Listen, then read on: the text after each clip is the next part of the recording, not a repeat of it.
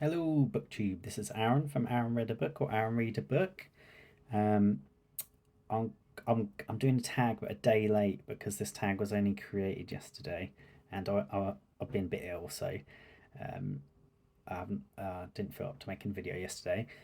But I've got my Deerstalker on because it's a Victorian tag. So this is created by Roz at Scally Dangling.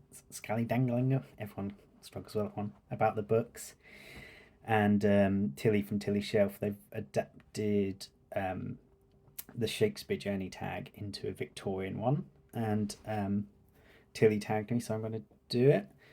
Um, yeah, let's get started. What was your first experience reading Victorian literature, and how was it? So I don't really remember what my first one was. I know I did one Victorian book at school.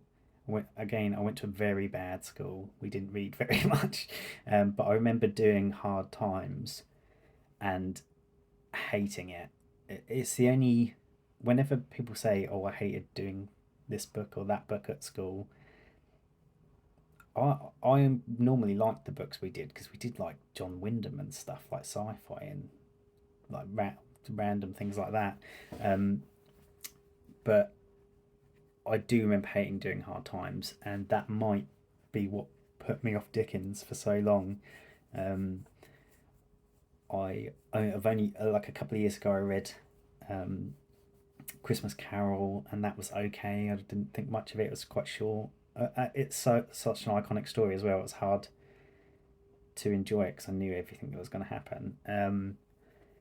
And but and then I tried to read the Pickwick Papers once, and um, I can't remember if I was enjoying it or not because I remember we were moving house and my I was having to staying in a little bread and breakfast with my family, and they were driving me insane. And the last thing I remember is chucking my copy of the Pickwick Papers at my brother's head. And because it's Dickens and he's sort of unedited, it's quite a painful book to chuck at someone's head. So that was useful. But yeah, I didn't finish the book after that. Um, and then last year I tried to read Bleak House and got about 200 pages in and completely gave up. But this year I'm reading Great Expectations and it's going well. So maybe my Dickens curse is over from school.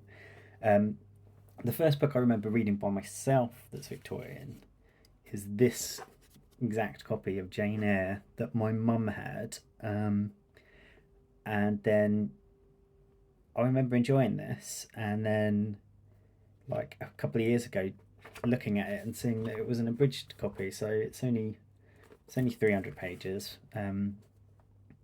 But yeah, so I reread it this year and I enjoyed it even more this year. So that's the first real one I remember reading by myself.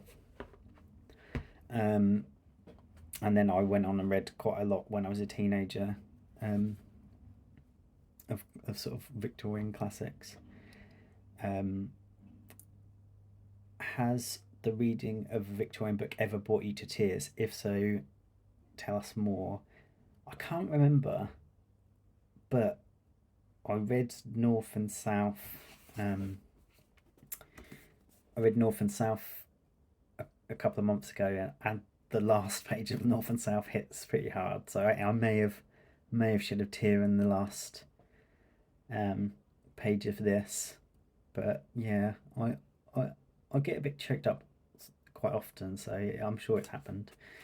Um, are there any people who have played a significant role in your Victorian literature journey? And again, this one's very booktube people, especially Katie at Books and Things was definitely one of the first booktubers I started to follow, um, sort of 5 years ago. Um, and sort of Steve Donahue as well. They both, and just the event in general. Victober. I've always read Victorian literature whenever it's been on, so that's been a big influence. I had read a lot more Victorian literature than I had read Shakespeare, um, so it didn't bring Victorian literature into my life, but I definitely read a lot more since I discovered BookTube. And I would have never read Anthony Trollope, for example, without BookTube. Um, and he's now my favourite. So um, I distinctly remembering lots of sort of watching KE's like uh, ranking videos, ranking all the Trollops, ranking all the Dickens and stuff. Very early in my BookTube life. Um, do you have a favourite film or TV adaptation of a Victorian book? What about one you'd like to see made? Um, Again, I'm going to say North and South. After I read this, I watched the BBC mini series. I think it's from about 2006. That might not be right, but I loved the TV adaptation. It was really well done. Especially the scenes in the mills are beautifully done because they've hired real restored mills, and all the cotton floating in the air is like snow. It's amazing. If you haven't watched the adaptation of this, give it a go. It's brilliant, and I know it was a big hit at the time as well. So I think I vaguely remember my mum watching it. Um, One I would like to see made, perhaps. I think I was googling around to see if I could find one that hadn't been made, and then basically everything I looked up had an adaptation of some point. I haven't actually watched many Victorian adaptations, but I would like. I think Ross said the same thing. A Tenant of Wildfell Hall. Um, I'd like to watch an adaptation of that because I read that earlier in the year and really enjoyed it as well. And it's yeah, it's one of the Bronte ones I haven't seen an adaptation of. Um, which character in Victorian literature most resembles you, or do you identify with most?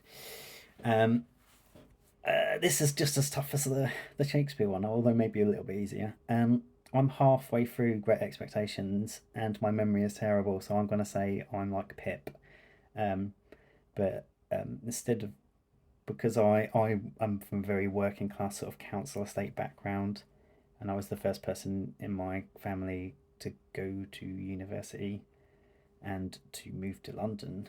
Um, but instead of sort of a mysterious patron, I had the student loans company, and they're not so mysterious, and they're still hunting me down. Um, yeah, but I don't know how the second half of the novel ends. So if if Pip turns out to be a serial killer, that's not what I'm saying. That's not what I'm saying. I'm saying we have the similar upbringing, except I wasn't a blacksmith. Um, do you have a favourite moment, scene, or line from Victorian literature? Tell us about it or read it to us. The first thing that comes to mind actually is again the last page of North and South, which is brilliant. But obviously, I can't tell you about that. I love so many bits of Wuthering Heights as well. But I've I've got I thought I'd go for a funny one, and uh, I read this last year, I think, and it's a great fun novel. Instead of reading a specific bit, I'm just going to randomly pick a page and see if we find anything funny. Let's see. All right, I'm going to pick up this one. It seemed harassing work. So far, George and I could judge. Whenever he went near the pan, he burned himself, and then he would drop everything and dance around the stove, flicking his fingers about and cursing the things. Indeed, every time George and I looked around at him, he was sure to be performing this feat. We thought at first that it was a necessary part of culinary arrangements. See, comic scene instantly. Just open it randomly, and they're being silly buggers. What's next? Does any Victorian literature intimidate you? If so, what and why? Yeah, I'm going to go with one of Daniel from Guilty Feet's White Whales, Vanity Fair. Was that torn? Oh no, it's just white. I've had this edition about 15 years, and I do remember starting it at some point. But it's a big chunker, isn't it? Look at the size of that. This one's intimidating. Also, the mill on the floss seems a bit intimidating to me, but more because I loved Middlemarch and everyone's saying the mill on the floss is rubbish, apart from Jen at insert literary pun, who it's her favourite book ever, I think. So it's a weird mixture. But I'd definitely give Mill on the Floss a go and Vanity Fair at some point.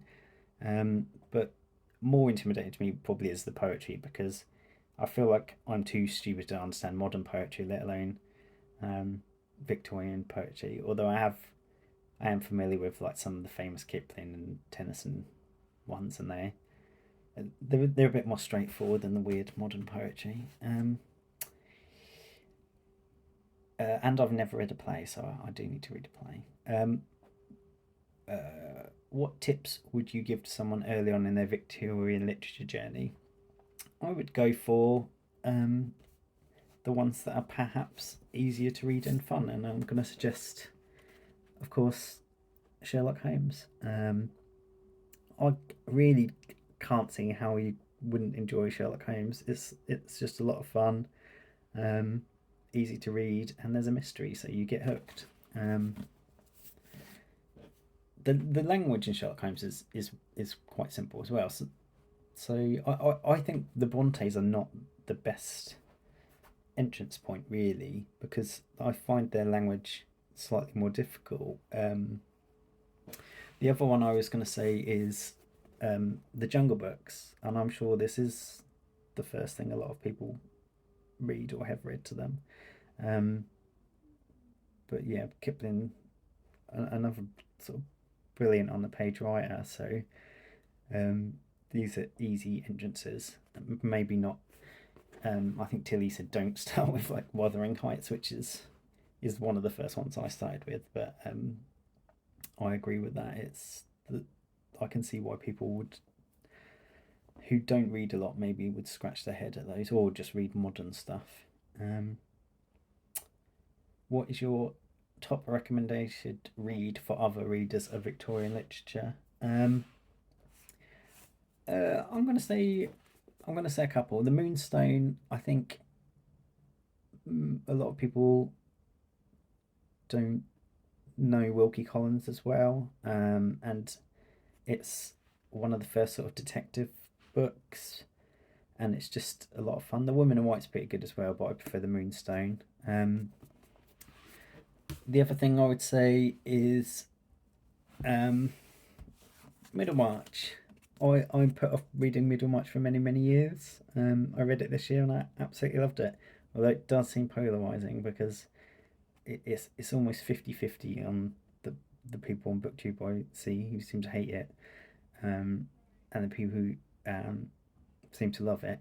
If you're in doubt, go watch Kim at Middle of the March's review on this. It's brilliant. It'll make you want to read it. And all of Anthony Trollope, I would recommend, because I think there seems to be a bit of a Trollope Dickens divide for some reason, even though they're not very similar. But it took me a long time to come to try an Anthony Trollope. I think it's partially because I was getting it confused with Joanne Trollope as well. I think he's quite a trashy writer. But I think they were confused in my head. Also, Trollope, the word Trollope in English in England is sort of a funny word. So that also made me think it would, I don't know, not take it seriously. But yeah, Trollope is a really fun writer, and if you're not doing the read along, I would pick up one of his works anyway. Tag people. Was until he tagged loads of people, but so some of these might have been tagged before. But I'm gonna tag Aaron Facer, my fellow Aaron, or Aaron. I'm Aaron. He's Aaron. I know Sarah at Your True Shelf only does one Victorian book for Victober, but I'm sure she's read some others. So I'm going to tag Sarah. and I'm going to tag Roy Reads Anything because his tags always crack me up. Have a good one, BookTube.